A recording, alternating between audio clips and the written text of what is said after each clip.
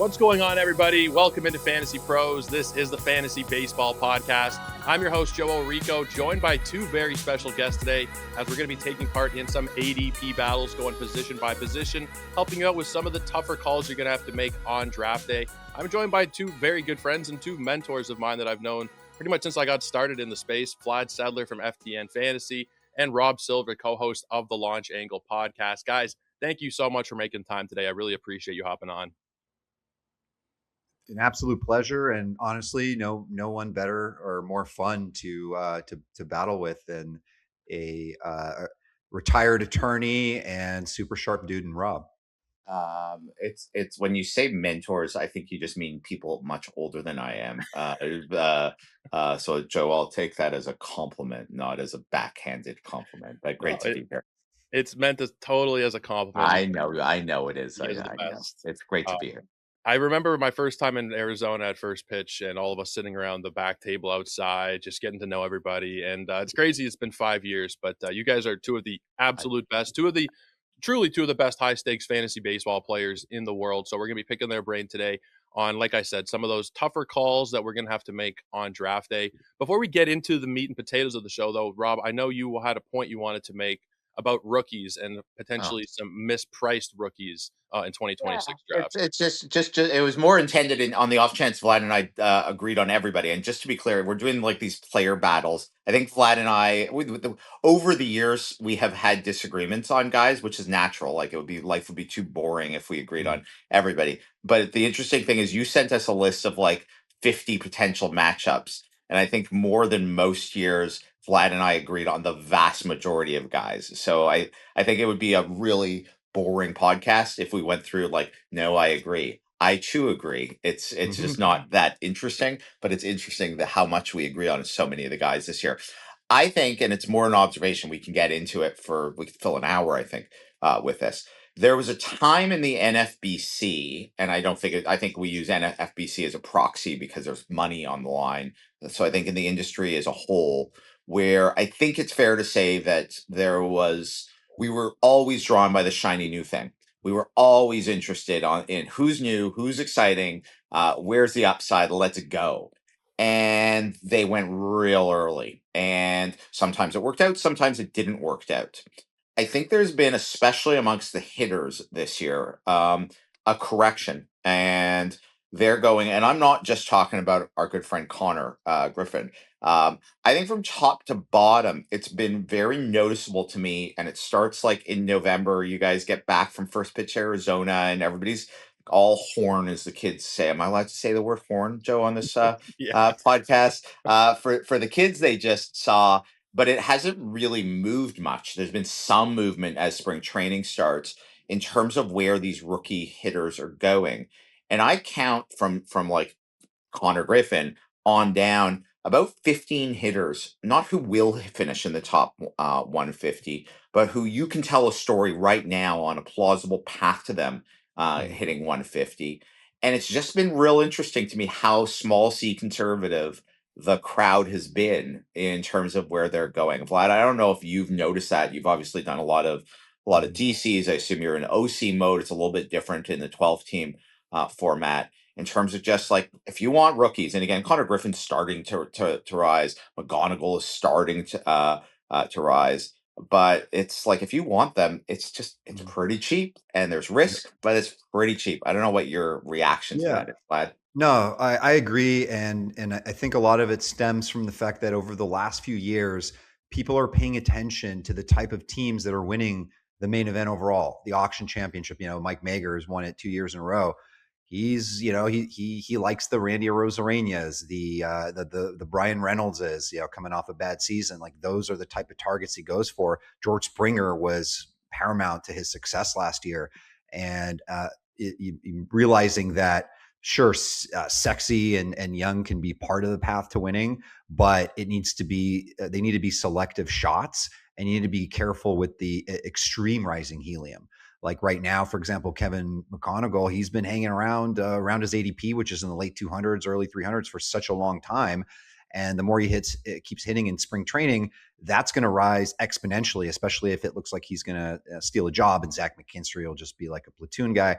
I'm sorry, sort of Swiss Army knife. So that can happen quickly. And so those that have been drafting early and been snagging the 300 ADP McGonagall shares, they're stoked. But if it starts to get into the 100, 120 range, like there just becomes a point where it's not worth it. And so you see a lot of success among players that are not chasing that rookie helium. And so, what Rob says checks out fully. Yeah, I think it's what's interesting is it's the whole zigging when everybody zags. So in previous years, if the boring old veteran, and it's not just lots of players, Posma has had lots of success. Lots of great players tend to draft boring teams. Love the boring veterans. And when those guys are undervalued, it makes tons of sense to just stay undervalued. We'll see what happens in the next month, kind of as people head towards Vegas and head towards the main event, as jobs, as you say, become clearer.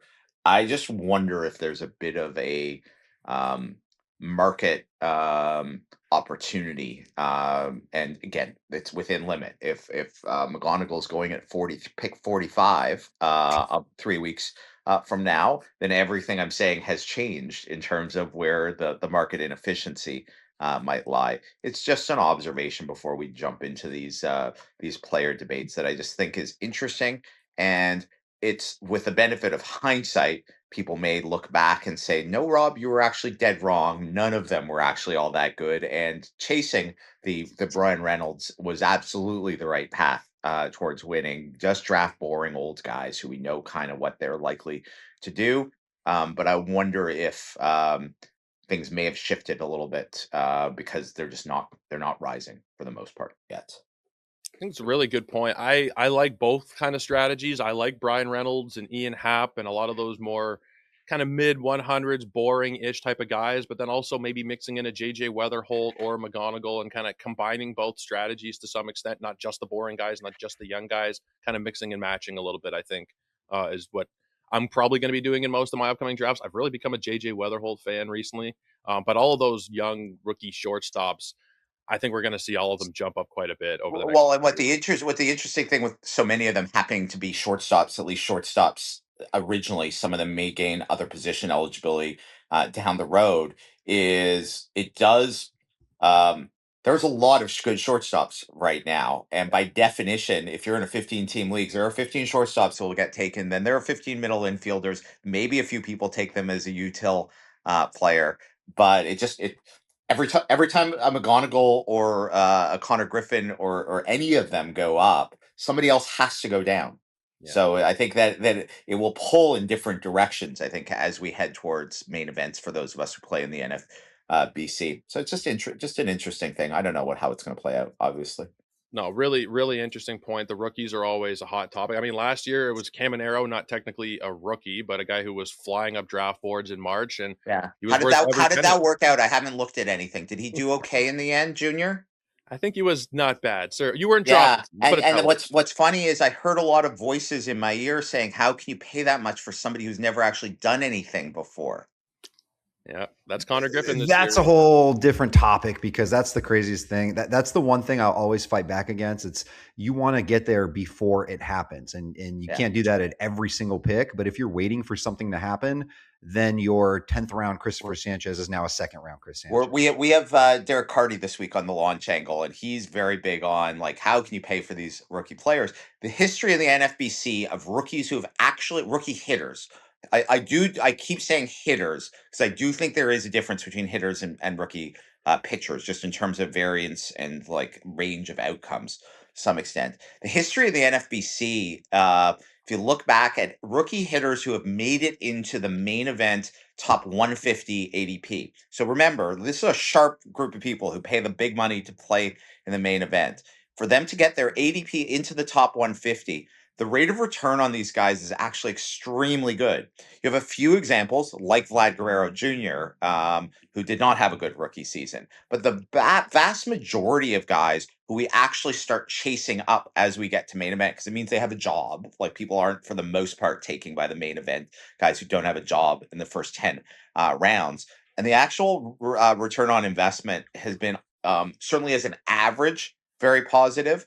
There are examples where it's like, oh, that didn't. Evan Carter a few years ago, that didn't work out. So there are absolutely examples of fails. You can say that about boring old guys though too. So that's not a per se example. It's like Ian Happ could have a 220 batting average this year. Oh, he's boring and reliable. It's like, no, he can the bed too. Am I allowed to say the bed on this podcast, I'll cut Joe? it out Or am I afterwards. now into the You now danger give zone? Joe editing work to do. Okay. So he can do poorly too. Anyways, it's just an interesting conversation. Yeah, for sure. As you guys can probably hear, we're going to be talking more along the high stakes lines today, but I've picked players when we're getting into our ADP discussions that are kind of going in the same place on every single site. There might be some changes, of course, with all the different platforms there are, but hopefully these are decisions you're going to have to make in all of your upcoming drafts. So let's kick it off behind the plate, and we'll start with two of the young studs, and that's Agustin Ramirez and Drake Baldwin. Vlad, do you come out strongly on either end here? They're both going around pick 82 if you're looking at NFBC ADP. If you're looking at the Fantasy Pros consensus rankings and you're looking at single catchers, 115 versus 117. So single catcher, two catchers, they're kind of going in the same spot. Do you have a strong opinion here between Baldwin and Ramirez? My strong opinion is that I very much like both. In my VDP rankings at FTN, I actually have Agustin Ramirez slightly ahead of Hunter Goodman. And I think the little factor there is the fact that he can steal some bases. Ramirez is not particularly fast. I think he's got a sort of a league average sprint speed or so. But he stole 16 bases as a rookie. I mean, he's got big power. He's 48% hard hit rate, barrels a little above average. Same with the exit velo. And he hit 21 homers as a rookie. 585 plate appearances. Not too shabby. I understand his defense is poor, but he's one of those guys that his bat's going to be in the lineup every day, regardless. If it's not a catcher, it'll be at DH. And projection systems to me, I feel like are a little light on him. Everyone's got him in the 480 to 510 range, which is fair. You assume a little bit of regression, but that's literally like 70 to 100 fewer plate appearances than he had last year. So I think if you plug him into the Fangraphs action calculator, or you're looking at him anywhere, you're going to see a depressed Agustin Ramirez price. So I do like him a lot, and I love Drake Baldwin. I'll let Rob talk about him first, but I've got some good thoughts on him as well.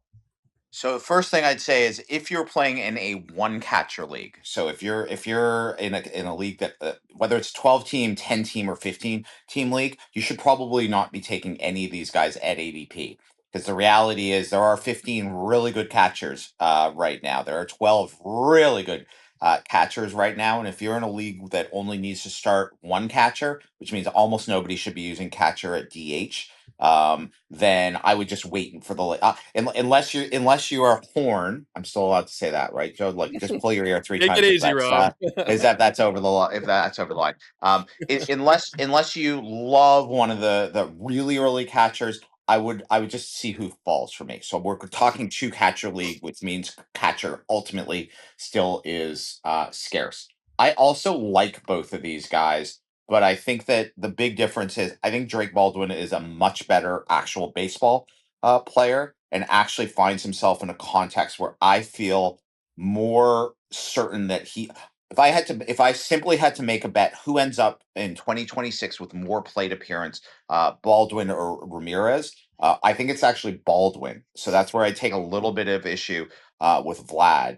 Is Agustin Ramirez needs to be able to DH for the Marlins in order for him to be able to fully maximize his plate appearances. Last year, he played roughly 50% of his games at catcher versus DH. His OPS last year was about 700. He was good for a catcher, bad for a DH. And I think the Marlins have a sneaky number of bats, and certainly in the back half of the season, will have a sneaky number of bats. They also traded for another. They have another prospect catcher coming up behind him. So I'm not saying therefore that Ramirez is going to be bad, that he's going to lose his job, that we're talking about two very good hitters and very good catchers, either of whom I'd be very happy with on my fantasy team. But I think that Baldwin, especially with yesterday's news that Jurickson Profar is the dumbest player to ever put on a Major League Baseball uniform and sign a Major League Baseball contract, as well as Sean Murphy. I don't have a lot of confidence that Sean Murphy is about to get healthy. And I don't have a lot of confidence that Sean Murphy is going to be healthy enough to be able to catch more than a couple of days a week. I just have a lot of confidence in Baldwin's. Um, the Atlanta Braves need Baldwin's bat in the lineup pretty much every single day. And there is now an opening for him to be able to DH and play like I don't even know who their backup catcher is until Murphy is Jonah Heim. there you go. You're a good friend. Oh, he could be But good. no, Point is, I think that is there a scenario where Ramirez improves as a hitter? He's still very young. He's 24, which especially for a catcher, just the learning track for catchers is a little bit longer. Is there a scenario that he becomes a better hitter, has something like a 750, 770 OPS this year, and everything I just said turns out to be not true or not relevant? Absolutely, that's possible. But I feel more confident if I had to bet on one of them that Baldwin gets most days, plays 140, 145 games, which for a catcher is a huge amount of volume, 150 games maybe. And I think both of them produce on a per game basis. So that's my argument on why, if I was sitting at a draft table and had a minute, I think I'd take Baldwin over Ramirez.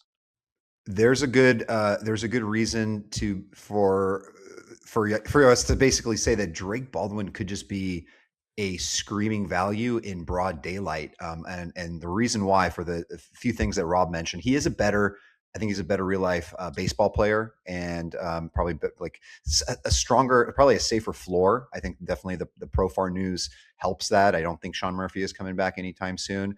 But think about the lineup context. So this is a guy who was as a rookie produced like a 15 or 16% strikeout rate. Really tough to strike out, decent walk rate. He's getting better. He had 80 RBIs as a rookie. He was the rookie of the year. And you're telling me a guy that might hit between a healthy Ronald Acuna Jr. and Matt Olson is going where he's going? I mean, this could just be like just a flat out insane deal. The only two difference with him and Agustin Ramirez, you're getting some stolen bases from Ramirez. But honestly, like the more we talk about it, like there's just something deep in the gut and the soul that's like, man, there's something here about Baldwin that we might just all be missing. I think I agree. I think that's a clean sweep for Baldwin. So not much of a battle there, but we'll get to some battles. I promise. We'll move on. No, I mean, I'll not to argue the other side. What Vlad says about the speed is absolutely true. Like we learned with JT Realmuto over the years, no longer JT Realmuto, but historically JT Realmuto, getting 15, 20 stolen bases from your catcher is an amazing advantage. It gives you so many options in terms of roster builds. If you want to draft a Corey Seager, for example, at shortstop, you can make up for the lack of speed at the middle infield positions if you can get some of that speed at catcher. It also gives you a sneaky floor. I could be right that Baldwin plays way more. The power numbers can be similar, but just from a roto valuation perspective, those stolen bases, like it gives you a huge floor in terms of valuation. So like I may have sounded really convinced. Like it's much closer than I think we were like yelling at each other here for those two guys. Okay, so Baldwin probably the lean, but if you miss out on Baldwin, Ramirez feels like a very good Totally. consolation prize. Yeah. So let's move on to first base, and we'll talk about another Atlanta Brave, and that's Matt Olson and Bryce Harper, who are going within about 5 picks of each other, usually in the 4th round, depending on your specific format. Rob, we'll start with you here. Strong lean between Olson and Harper. I'm more on the Olson side after what he did last year. Harper with all his experimental stuff in the offseason. I don't know how to feel about all of the weirdness. I think I'm more on the Matt Olson side here. What do you think? I'd take either of them, but if you told me that Bryce Harper is healthy for 6 months, I'd take Bryce Harper, and an angry Bryce Harper. Like this is roto gut territory, but I think he was disrespected so wildly by Dave Dombrowski in the off season. He feels older than he is. He's 33 years old, so he's not peak age, but Bryce Harper is not old. And I think there is one more MVP-esque. Obviously, with Shohei Ohtani in this world, he's not going to win an NL MVP. I think there is one more massive Bryce Harper. He's a Hall of Fame player. And unlike, well, he always got paired with Mike Trout. They came up roughly the same time. They were Studley at the same time. He's had injuries, but he's very much, when he is healthy, very much still prime Bryce Harper in a way that sadly Mike Trout isn't. He contributes to stolen bases, so he's never going to steal you 30 bases. But again, from first base, if you can get 10, 12, 14, this is what we saw from Freddie Freeman over the years. Put aside Josh Naylor last season. He's not going to steal again 30. But Bryce Harper is a true 5 category guy. And what does, if I'm right and there's one more great season left, I think 35, 100, 115, 290 is there, and that's a first round pick. Olson, he's not going to steal you the bases, obviously. If it was just a straight up bet who's going to hit more home runs, I think I would take Olson. If it was who is going to earn higher on the roto valuation scale, I just love the upside with Bryce Harper with a relatively safe floor, because even when he's been injured, he's still contributed, and you can backfill for the 2 or 3 weeks that he's out. Vlad, do you have a strong feeling on this one? I know from what you said before, I think Mm, you might be kind of split on them, but any mm. strong opinion? No, I mean, my opinion is that I do consider vibes a lot with things, especially when you do a lot of research. You have to have some element of vibes, and I don't know if I love what's going on in Philadelphia, starting with the Nick Castellanos stuff, the manager, Rob Thompson, kind of calling them out a little bit. Harper just going through stuff, and I don't know. I don't necessarily love the vibes in Philadelphia. Whereas I very much do in Atlanta, and this is Profar excluded because I think some people knew that was coming. And Acuna's healthy. I think that's really key for them. But for me, what it comes down to is I just trust Matt Olson a whole lot more to play baseball games. And he has had 4 consecutive seasons of 162 games, full seasons. He's literally the Iron Man. The last time Ronald Acuna was fully healthy, Matt Olson had like the all-time season. It was like almost 140 runs batted in, 54 homers, and I'm not expecting that. But I just think him locked in. I just feel a lot safer about him than kind of going on the Bryce Harper wild ride. Any Yeah, rebuttal, I mean, Rob? I'm not gonna, I'm not gonna. There is no bad pick amongst them. What I'd say is I hear from some people, don't take a first base. Why take Vlad Guerrero? Why take Nick Kurtz, who I know you're down on, Joe? So we can put Nick. I don't want to debate Nick Kurtz when you can get Olson. The reality is if you play in the NFBC and you're playing in the main and you want to win the main, you need almost 300 home runs.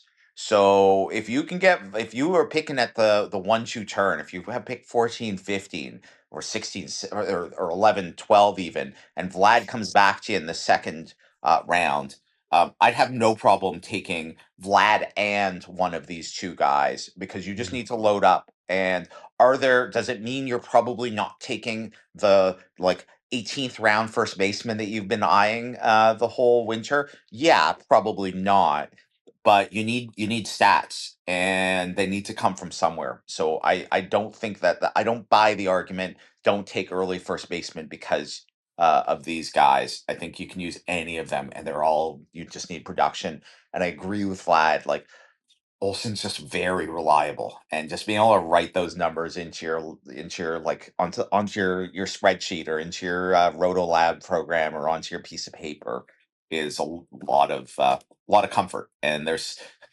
everything I said about rookies is true. There's also something about drafting guys who you feel pretty confident that you can just kind of use a pen and write those stats down with.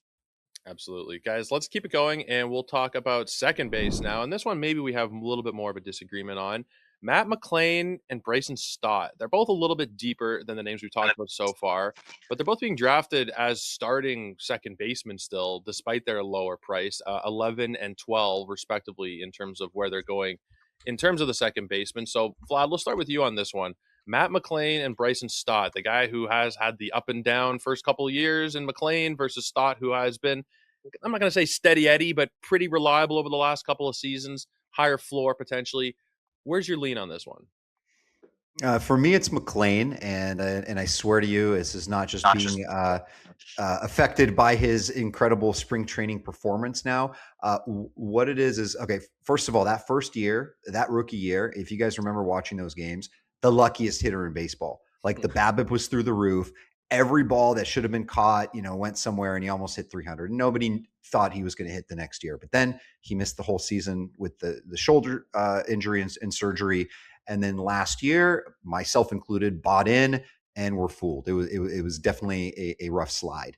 And so the most important thing I think in fantasy is to not have then a built-in bias, but look at things as objectively as possible into the following year. This is a widget or an asset. I understand it's a human, but now we're assessing for this upcoming season. And Matt McLain is now a full year removed. He's gone through his struggles. Yes, he's going to strike out a lot. He's not going to hit it for a high average, but he's a highly skilled player, a former first-round pick, from UCLA. He's a stud. I think he's a 2020 plus guy. I think he finds himself back into the top third of the lineup. They would, the Reds would love to get, Noelvi Marte consistent and hitting against lefties, but he can't. And so Matt McLain may just, park in there at second, hitting second in the lineup, and it's a really good spot there. So I do like a bounce back.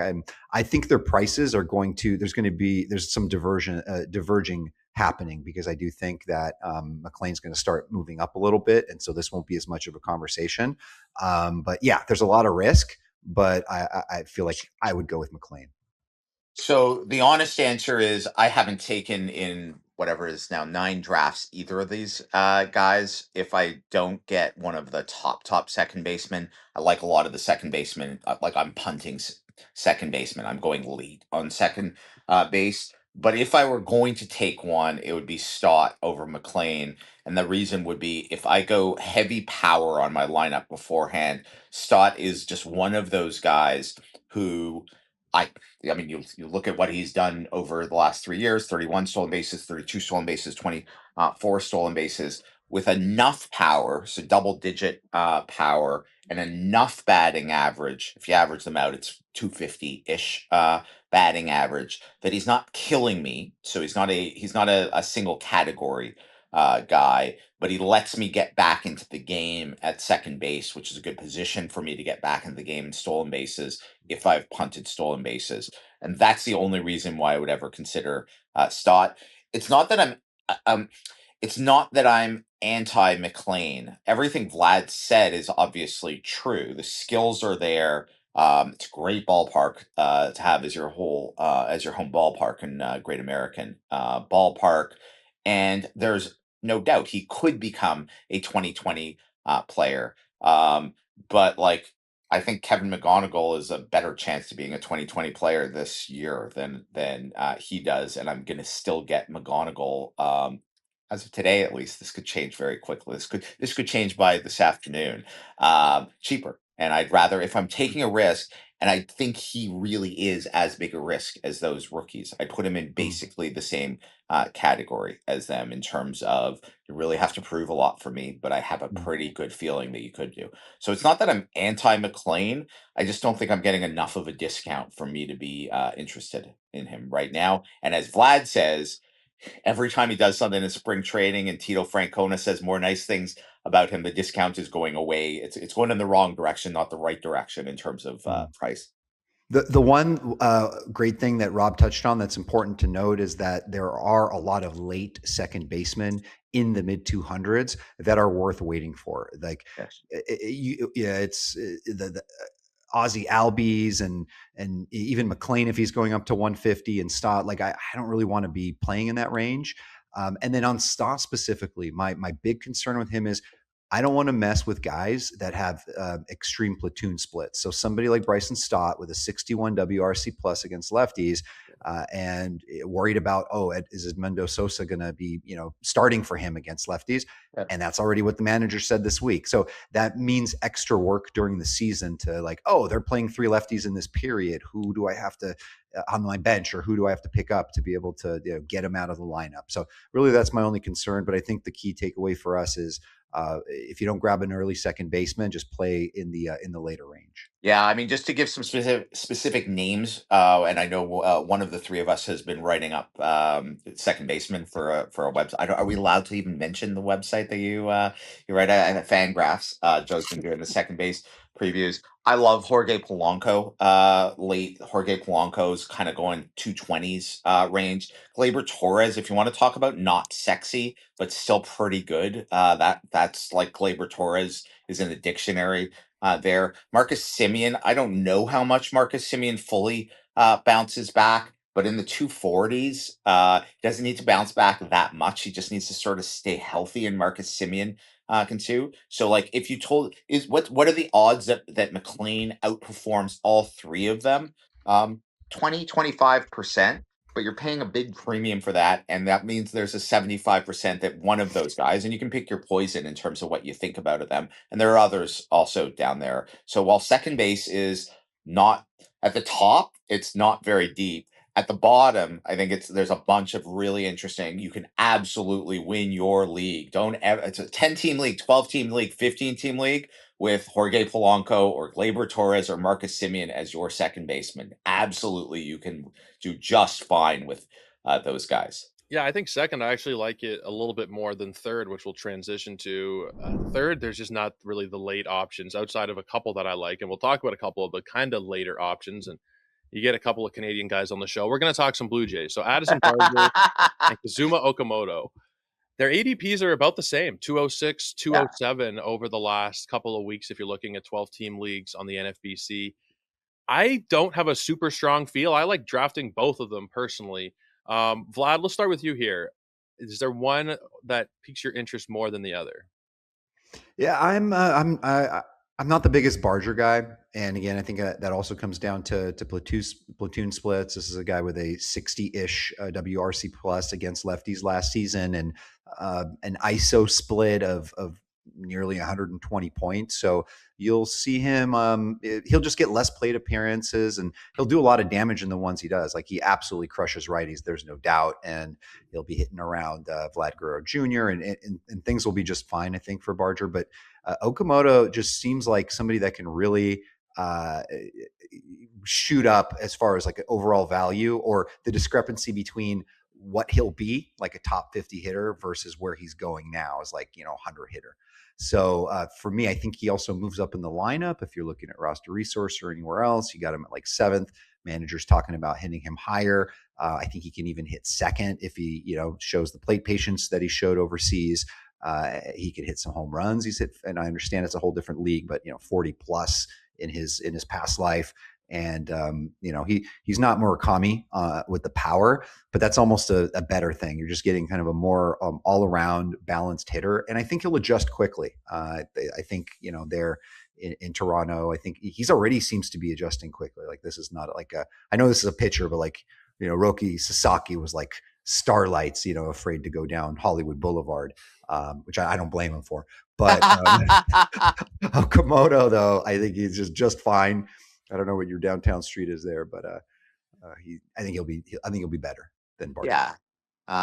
Yeah, no, he won't be going down King Street east, but he'll be doing just fine. So I like both of them. Obviously, I'm a Jays fan. I think the platoon reality is absolutely true for Barger. The Jays like platooning. He is going to miss 20 games, 25 games this year or I shouldn't say miss. He will not start 25 games. He may come into the games later. We saw in the playoffs the potential that's there for Barger. Everybody who is listening to this podcast knows about bat speed, knows about exit velocity, and Barger has elite at bat speed and has elite exit velocity. He hits the crap out of the ball. If Barger were to hit 30 home runs this year, it would not surprise anybody. And when he is in the game against righties, he will hit, whether it's fourth or fifth, he's going to hit at the top of the lineup. I think with Okamoto, he we don't know like we can all do the major league equivalents, and we can all look at the projections, and we can all trust the Jays and good lineup. We don't know until he's actually in major league games what we're going to get. So I just feel Barger is a little bit safer. His defense is elite. Barger, his arm is one of the best arms in baseball, both from the outfield as well as when he's playing third base. So I would be fine with either of them as a late third base option. As Joe says, if you're punting third base, especially in bigger leagues, um, you can get creative with options, but like you're eating you're eating poison at a certain point and taking a certain risk at a certain point. There is no, but unlike second base, it's a really well said, Joe. It's like, look, Gleyber Torres, Jorge Polanco, they're not perfect players. They've got warts, but like I sort of know what I'm getting with Gleyber Torres at this point. With all the third basemen at point after a certain point of the draft, you're part something about them sucks, and that's just reality. So I don't think Barger or Okamoto suck. There's just a risk with both of them. There's also lots of upside, though. One thing I will say is about the Jays' left-handed hitters generally is this is something like Vlad and his friends who play fantasy football do, and it's like interesting. Not Vlad anymore; he's shaking his head. It's interesting. It's useful to a point. Um, if you take the 2026 schedule and you go to RotoWire or do it yourself, the projected rotations for every single team. So already this is like that is going to change tomorrow, Rob. It's pitchers, 40% of them are going to get hurt. Of course it is. But you project the rotation and just assume every team is going to roll the same 5 or 6 guys over and over and over again. Um, the Jays project to face the most left-handed starting pitchers of any team in baseball. And you can say, well, but there's huge error bars. I 100% agree. I wouldn't make a draft decision on this basis. But part of it is because of the way the schedule is set up. If you look at the AL East, there are a lot of left-handed starting pitchers and there are a lot of good left-handed starting pitchers. That is not an argument, just so everybody's clear, fade left-handed hitters on the Jays. It's not that at all. It's just something to put in your head, especially in shallower leagues as a tiebreaker. If you're at your draft table and it's like your fifth outfielder and it's Dalton Varsho or another guy and you're 50-50, just remember I said that. But I fully acknowledge a week from now or a month from now, it could look real stupid with 3 injuries and a bunch of decisions. But as of today, the Blue Jays project to face the most left-handed starting pitchers of any team. It is a good point. The AL East is just packed with lefties. All 4 of the other teams. The Orioles not so much, but even then they got Rogers, and I think there might be one more, Povich. Like there are lefties all over the place in the AL East. So maybe that's a slight tiebreaker for Okamoto. Maybe. Yeah. No, I just put it out there as something I haven't seen talked about a lot in a lot of places. It's a really good point. Guys, we're going to keep it going in a second. But first, I want to remind you that next Wednesday, March 11th at 3 p.m. Eastern, we have the Fantasy Pros Fantasy Fest, which is a 4-hour live stream packed with all kinds of fantasy baseball content, sleepers, breakouts, busts, must-haves, all the rest of it that we are going to be here for 4 hours. Myself, Joe Pisapia, the Welsh. We got guests like Bubba, Scott Pianowski, Lance Brosdowski. All the Owskis are going to be here with us next Wednesday as we talk fantasy baseball. So make sure you guys are checking it out. And once you've got all that info, head over to Fantrax and sign up for a league today. They are the most customizable platform, 365 days a year. You can have duplicate players if you want to have massive leagues with hundreds of people, 200 plus manager leagues. It sounds crazy, but you can do it on Fantrax. Trade your future draft picks. All of it can be done at fantrax.com/fantasypros. That's fantrax.com/fantasypros. Guys, let's talk shortstop. And this one has kind of changed a little bit just because of Francisco Lindor's injury. He's come down a little bit in price, and he's right around the Zach Neto, Trey Turner range. So I'll kind of open it up to all 3 of them there. Vlad, do you have a strong preference? Are you taking the Lindor discount? Are you bought in on Neto after what we saw in a shortened year last year? Or maybe just take the guy who's been doing it for almost a decade now in Trey Turner? Yeah, it's a great question. Obviously, everything's changed with the Lindor thing, as you mentioned, and now he's going in this range. But as we start to get good or better news, or so we hope, that it's not that serious with the Hammett, that he's going to move up into the early 20s, especially because shopping in that second round in 15 teamers is really tough. It's something that I've noticed a lot of other high stakes players have as well. It's just really tough to click on some of the players there. And Lindor is just the epitome of safety, right? And a little bit of that safety has been taken off. But this is a guy that essentially produces first round value just about every single season. He's in a loaded lineup. Lots of good juju on that team, which is the first time I can say that about the Mets in God knows how long. And that's my boy Luis Robert Jr. included. He's going to be, enveloped into all of that good juju. It starts with Freddie Peralta, by the way, really good dude. Lindor's. I like all these guys. Like, when I'm sitting there on the clock, it's going to be a tough position to be in. I do like Neto. I have my bold predictions article on Fangraphs coming out where I've got Neto in the 30-30 club, newest member of the 30-30 club. He was 26 last year in limited time. I think having like a healthy Mike Trout there, which is kind of an oxymoron in itself, but you get some of that, the good players behind him, and it's very possible. I think if Neto stays healthy, I think he'll get there. I feel like he would be an absolute superstar if he was on the Yankees or some other team. He would be, massively in the spotlight. So I don't have like a strong lean here because I do like both guys, and how can you not like Trey Turner usually? Yeah, I think Vlad makes a lot of good points. The thing is, if you see your fantasy baseball team like a stock portfolio, there are times when you're betting on the tech startup, the hot AI company. There are times that you want a little Bitcoin, and there are times you want a government treasury bond. And that is what Francisco Lindor is. Like the Vlad says, Neto could join his bold prediction for Fangraphs is he could join the 30-30 club. The thing with Lindor is like that he'd become Francisco Lindor because that's all Francisco Lindor does every year the last 3 years. 31, 33, 31 home runs, 31, 29, 31 stolen bases, batting average in this in 2026 baseball 260-ish batting average, which is good. It's not elite, but it's good batting average. And Vlad said something, I think it was Matt Olson, that he really likes with players is Francisco Lindor. It feels like has gotten hurt a lot, like little nicks and scratches, but has played 160 games or more for 3 of the last 4 years, and the 4th year was 152, which is basically 160 games. He shows up. If he didn't have the injury right now, this would be a no-brainer. Like Francisco Lindor is in so many ways, when you do any kind of risk-adjusted analysis, is like wildly underrated. He should be a first-round pick. There can only be 15 first-round picks, so he was a guy who slides into the second round. But if he is still going, and I'll make a case why he may still be going in the NFBC, pick 25, 26. I think he's an easy smash, even if you think because of the handmade injury that his power is a little bit down. If you take those power numbers and drop 5 home runs off, and he suddenly only is a 25, 30 guy, he's still a great value there. The reason why I think he may stay where he is starting pitchers.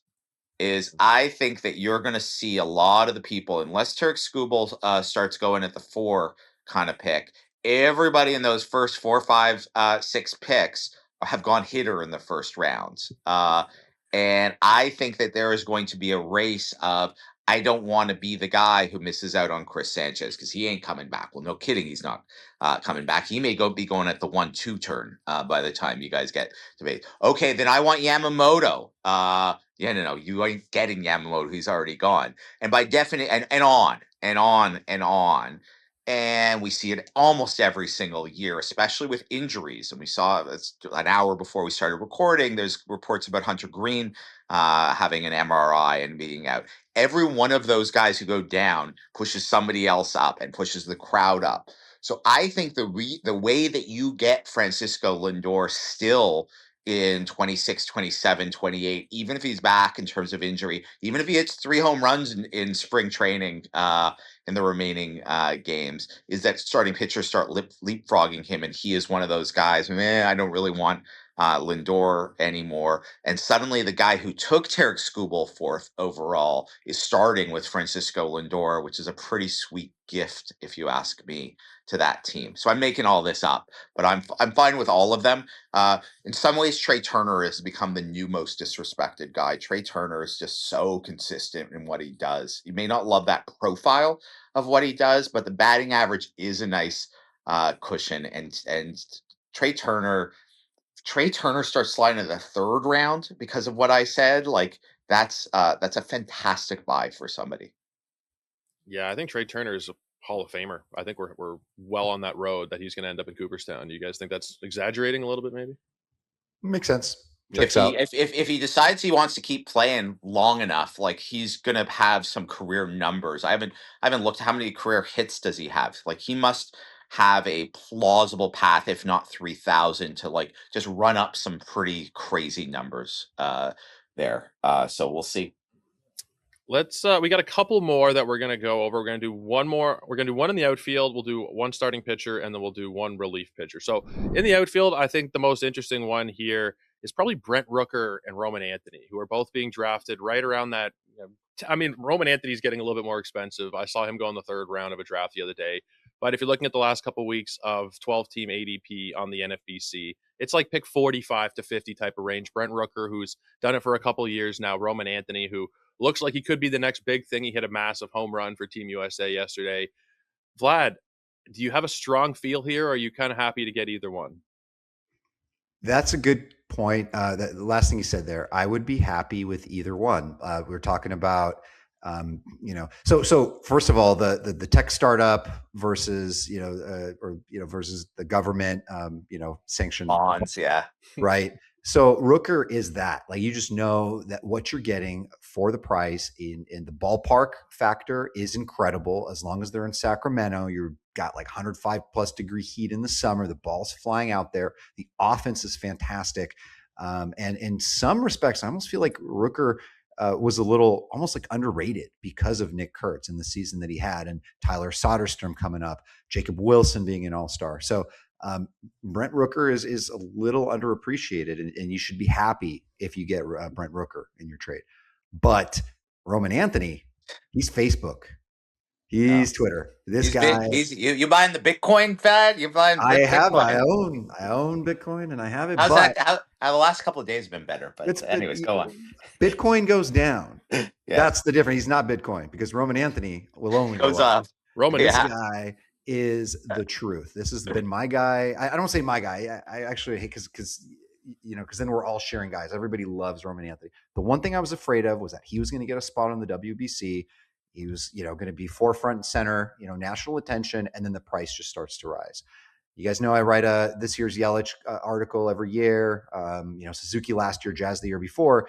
Roman Anthony would technically be the guy, but he's going to go into a draft price range where he doesn't even kind of fit the criteria for this article. But, this is a guy that I honestly think stays healthy. He's going to be a future Hall of Famer. I think he's going to be an immediate impact on this team. We already saw it last year, hits bombs, could steal some bases. He's going to score 100 plus runs.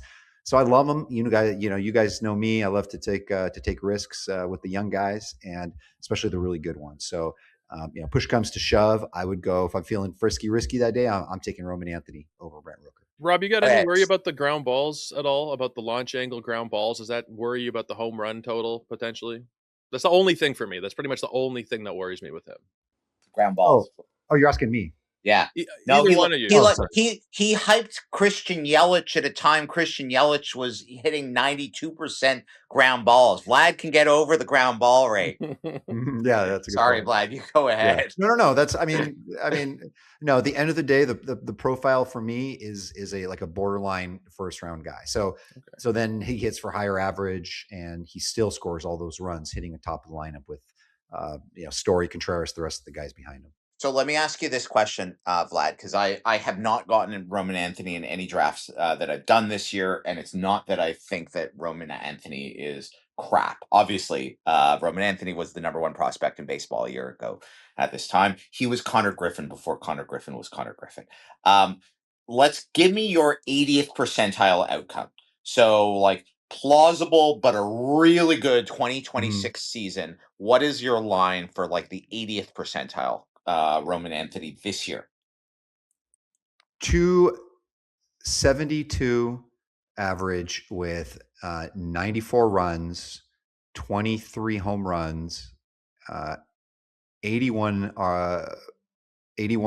RBI, and 14 steals. Okay. That's really good season. Like for what is he, 16 years old now, 17 years old now? Has Going he on 17. he's got to come to Quebec if he wants to buy a beer, I think, still, Roman Anthony. No, like that's a really good season. I thought you were gonna do something and I love you, Vlad, but like something more Vladdy, which is like I think he's 36 home runs, 28 stolen bases, and if he hits a point below 321, I'll be shocked. And it's Well, not you like said that at all. 80th. You said 80th, so 80th. If it's you had not said 99th. It's 95th, not yeah. 99th percentile. I asked the question very specific. It's not 50th Yep. percentile, so it's not necessarily what your VDP projections would show. It's a good season, but not the best possible scenario. So Yep. I'll tell you the things that have not allowed me to draft him so far. So the first thing is he had last year in his basically half a season 150 stolen base opportunities. That is a baseball reference statistic, which means you are on first base or second base with the following base open. How many chances did you have to steal? 150, which is a lot, which is not surprising. He's a great on base percentage, and last year had a really good batting average. He only attempted 5 stolen bases. Now, with most, and this is my thing with that statistic, usually I use it to say I don't think guy X is going to run as much because this regresses down and he was just running too much and he's not Ricky Henderson. So I think that guy X is going to run less. And if you regress it down, like suddenly he's an 18 stolen base guy instead of a 28 stolen base guy. The same should apply with Roman Anthony. Like he is not Alejandro Kirk. He's a fast baseball player and he's young. So you would expect if he gets 300 stolen base opportunities, double it or some plus or minus, and he's hitting leadoff, which means at least once per game if he gets on base. There's by definition nobody else on base. He should try more. I don't understand why Roman Anthony didn't try more stolen bases last year. Like why was he just not running? And I don't buy that it's but he was brand new, so he was focused on something else. Like he's a baseball player. This part of his game. Like, why wasn't he running? And why is he suddenly gonna start running more? Now, when you say 12, 14, 15 stolen bases over the course of a 6-month season, you're not saying he's gonna start running crazy amounts. So really, like you could look your answer to me, Vlad, could be, well, actually, I don't think he's gonna start running that much. He's going to pick his spots, and he's getting on base so often that he's just like, or Raphael is on batting ninth ahead of him, and they do a double steal twice this year, and suddenly he's at 12 stolen bases. But that struck me as a weird thing. And then the second thing is the BABIP. Is like he had a really high BABIP last year, a BABIP over 400, which is almost certainly unsustainable. But again, you're not claiming that you think he's going to hit 320 right now. Now he hits the ball very hard, so there's when you hit the ball very hard and you have speed, you can have an elevated BABIP. But as Joe said, he hits it on the ground a lot. So I'm curious, when you look at the public projections at Fangraphs, they're basically unanimous at a 260, 265 batting average. So you say 80th percentile, 270, 275, whatever you said, Vlad, you're basically saying a little bit better. But those are the reasons why I've been hesitant, because he has the profile to be a 5 category stud. But I worry if he's not running and like he's going to hit the ball, line drives are in the air a little bit more. But doesn't make him a bad guy. Like he doesn't need a lot to go different from last year to suddenly be a 3rd-round value. And there's for sure upside from there. Sorry, Joe, that's a long rant. No, that's good. That's what the people are here for, is to hear you guys get back and forth on it. Anthony is a very polarizing player, like the 15% barrel, a 60% hard hit rate as a rookie in your first cup of coffee Yeah. is outrageous. Just lift the damn ball. Please just lift the damn ball. Guys, we're going to keep it going with a couple more, but first, just want to remind you that the show is brought to you by our presenting sponsor, Hard Rock Bet. If you haven't tried your first bet on Hard Rock, there's still time for you to get 150 in bonus bets if you win. Just place a $5 bet, and if it hits, you get not only your winnings, but 150 in bonus bets. Download the Hard Rock Bet app today and make your first deposit. Guys, two more. We're going to do a little rapid fire here for the pitchers. This one is kind of it feels polarizing to me a little bit. And again, what you guys have talked about, the established name versus the young name. Zack Wheeler and Emmet Sheehan has been a question that I've seen a few times. I've been asked it a few times. And even in draft rooms, you're sitting there thinking you got the next big thing in Sheehan, and you have a guy in Wheeler who's been so reliable, but coming off of a pretty dangerous type of injury here, especially at his age. Vlad, I know you like both of them, but if you had to just take one, would you go with your Dodger, or would you maybe go with the older Zack Wheeler? Well, it's never a good idea to draft fantasy players because you like them for your team. Although there are obviously exceptions. If you're a Dodgers fan versus a Nationals fan, you can make an exception. That said, I love Emmet Sheehan very much. I think Emmet Sheehan is on the verge of stardom. And I think he has an outside chance of even being their best starter, as crazy as it might sound. In fact, he was outside of Yamamoto, he was their next best starter last season. High walk rate, massive swinging strike rate all through the minors and the majors last year. Everything is going to be limited on the innings, but I do like to take risks. And if Zack Wheeler's timetable keeps getting pushed up and up, and he really might return in April, how can I not take Wheeler? How can I not get a guy who potentially could be, a top three pitcher like he has been over the last half decade plus, and not take him there at 100, 110 ADP. In fact, that's what I've been doing in drafts lately, and usually that's when Sheehan is still on the board. So here's what I'd say very quickly. Emmet Sheehan is going to be the guy in the next month who has the most helium of any pitcher, unless Zack Wheeler has announced that he's going to open the season in the rotation, and or will miss one turn, and he'll be pitching by like literally the second time around. I think Emmet Sheehan started this winter in a clump with Trey Savage and with all Bubba and with all of the rookie or McLain, all the rookie / second year pitchers. And then people started digging in, and he ain't with those guys anymore. So last year it was Christopher Sanchez, who every single day just kept going up and up and up.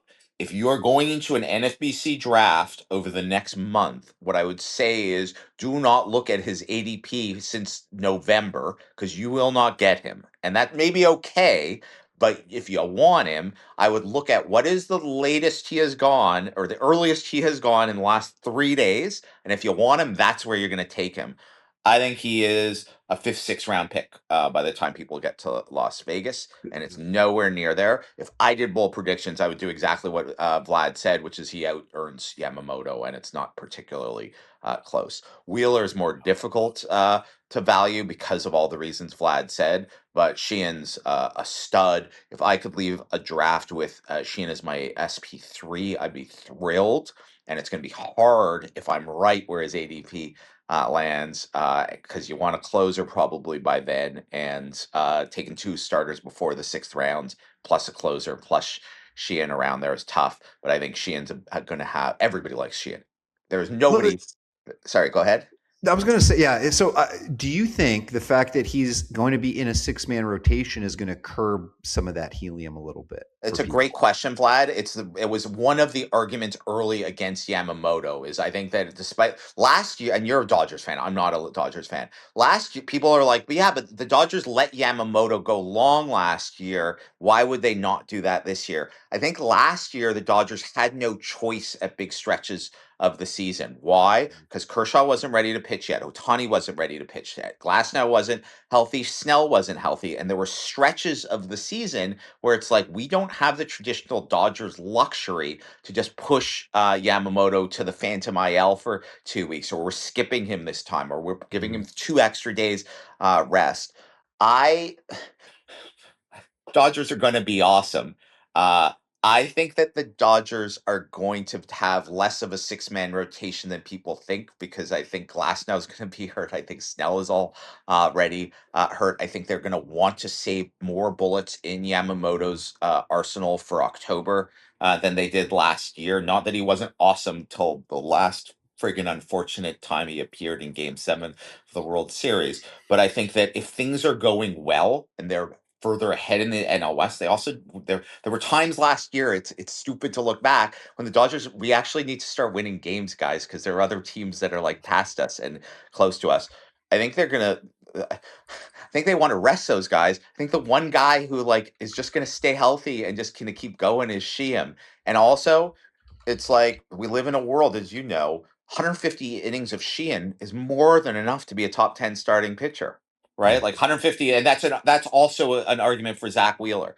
Zack Wheeler, if they are like guys, we've gotten a little bit ahead of ourselves. Zack Wheeler will debut May 1st. That's not a terrible thing. Like Mm. you'll the easiest time of the year in any fantasy league to manage an injury is the beginning of the year. If you draft Zack Wheeler, you know you need a 10th pitcher. You need an eighth starting pitcher to backfill for Zack Wheeler. So you draft accordingly. And it's like Zack Wheeler, if he's good and he's healthy, the rest of the season can easily be a top 10 starting pitcher at 150 innings. How do I know? Because he just did it last year. Like, Yeah. that's not hard. On that level, you want to talk about, I don't even call this bold. This is probably something that's just from our experience. We know it's going to happen. River Ryan will be like a top 200 pick by the time we get to Vegas if it Yes. looks like he's going to get a spot in their rotation. Yes, You know how these things go. which seems sort of like with Sasaki news and with the Snell is definitely not Yeah. out. I think that's I think that's yes. I wish I had taken him in DCs all winter for when he was Same. really cheap. I got one share, and I'm gonna hang on to that one share. We got one last debate, and we'll go quickly here. But it's interesting because one of them is a closer who was the best closer in baseball last year, and the other guy was sent down by the Pirates in April, and yet they're being drafted in the same spot this year. And that's David Bednar and Aroldis Chapman, both right around pick 65. Vlad, we'll start with you here. Do you have a strong feel? I don't really love taking either, but the way the closers get pushed up the board, I think that a lot of people feel desperation come in when they're all gone, and then you're sitting there with just Bednar and Chapman. So if you're going to take one of them here, who would it be? I will preface this by saying if you do not feel very strongly about either Chapman or Bednar, but you do like a Jeff Hoffman or a Ryan Walker or whoever it is later, then just wait because this is as part of the draft in even deeper 12 teamers. These guys are going in the 70s and 80s, and 15 teamers are going in the 60s. Like you're giving up. There's a big opportunity cost on what you're giving up as far as good hitters here or even other good starting pitchers. So don't do it. I do prefer Bednar. I think this is a guy that was an elite reliever for 2+ seasons with the Pirates. He managed an ERA like under 2.5. He had a 30% strikeout rate, 7.5% walk rate, which always nice. You like to see with your closers. It feels to me like he's kind of like born to be a pitcher. Like I remember when he was a Pirate, was saying like if he ever made it to the Yankees, it would just be the perfect place for somebody like that to shine. And I think he's really going to. With Chapman, I don't have any massive issues with him. He was obviously the top closer in baseball last year. He held opposing batters to a 131 average. The whip was insane. It was like 0.7, and even a career low walk rate of 6.6.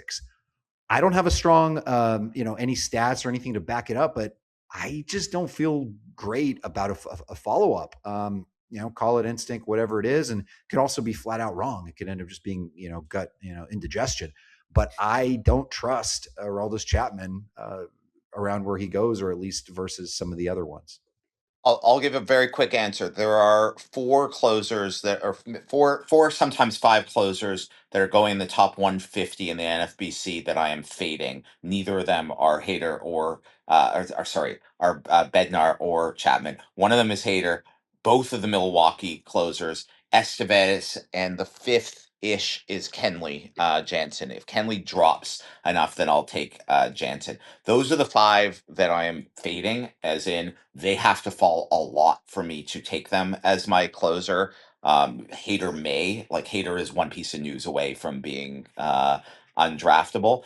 Everything else for closers this year is the room is going to determine for me who I take, which doesn't mean I'm passive. You can't be passive and say, "Oh, I'll wait till the next one," because all three of those next ones are gone, and then you start chasing your tail, and you're in real trouble. So you need to be aggressive, but the room will decide it. And I don't have strong feelings beyond those ones that just for me. And I fully acknowledge I could be very wrong, but they're the ones that I'm not taking anywhere close to ADP. So on this debate, it's like I think I'd rather Bednar pretty clearly than Chapman, but I'm just fine if I leave a draft with Chapman as one of my two closers. And if you keep playing that game that Rob's talking about, where I'll just keep waiting, all of a sudden you're looking at your roster, you've got Victor Vodnik and Clayton Beater, and you might as well go draft another team. Yeah. Yes. Facts. I can't thank you guys enough for taking the time. I know that the viewers are going to love this one, especially the high stakes viewers, but I hope even if you're just playing in a 10-team league with your buddies, you got some good knowledge here and helping you make those decisions. Guys, quickly just let everybody know where they can keep up with your work. Rob, we'll start with you. Just Launch Angle, available anywhere you get podcasts. Vlad? FTN Fantasy, do a little workout on Fangraphs as well, but yeah, come check out our work. And man, Rob, this is like a blast from the past. I honestly don't think there's anyone that's more fun to debate with. I can't believe it took young Joe to bring us back together on a podcast, Vlad, but here we are. Thank you, young Joe. Hey, I'm trying to perform a service for the fantasy community here. Truly, these guys are two of the absolute best fantasy baseball players in the world. Make sure you are following them at RotoGut, at Rob Silver. We will be back again for tons of more content here over the next couple weeks. Fantasy Fest, tons of great guests coming up on the channel, so make sure you guys are following and subscribing. For Rob Silver and Vlad Sedler, I'm Joe Orrico. We'll talk to you next time right here on the Fantasy Pros Baseball Podcast.